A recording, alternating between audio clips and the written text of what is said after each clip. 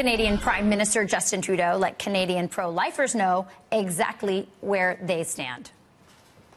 An organization that has the explicit purpose of restricting women's rights by removing rights to abortion is not in line with where we are as a government and, quite frankly, where we are as a society.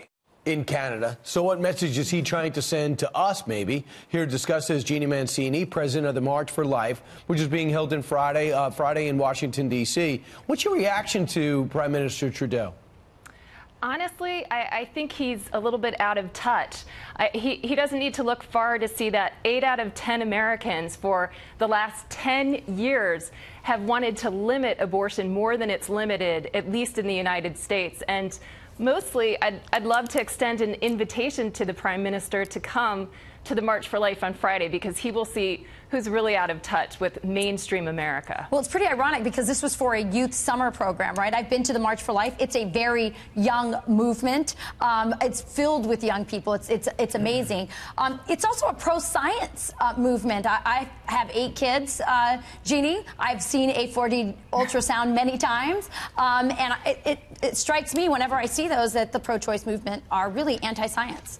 Absolutely. It's pro-science, it's pro-love, it's extremely positive, and you're right, Rachel, it's primarily young people.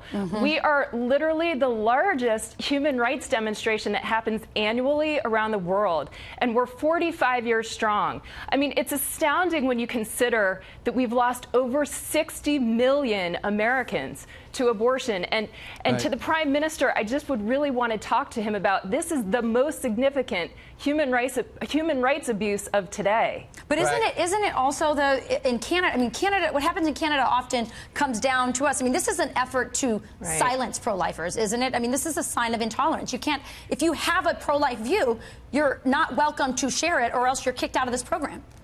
Absolutely, but as you can see from the March for Life, we won't be silenced. I mean, when we began the March for Life in 1974, the other side thought that we would become desensitized to abortion after 2 or 3 years and finish, our march. But the truth of the matter is, here we are 45 years strong and doing whatever we can to build a culture of life and to build a culture of love and to end this human rights abuse of abortion. And we'll have people want to join you Friday. What do they do?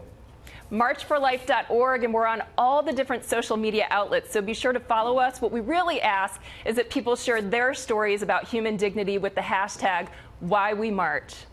It's wonderful. Thanks so much for joining us and for spreading your message, and I hope everybody gets to go see the march and that they get the coverage they deserve at that event, media-wise. You got it. Thank you, Jeannie.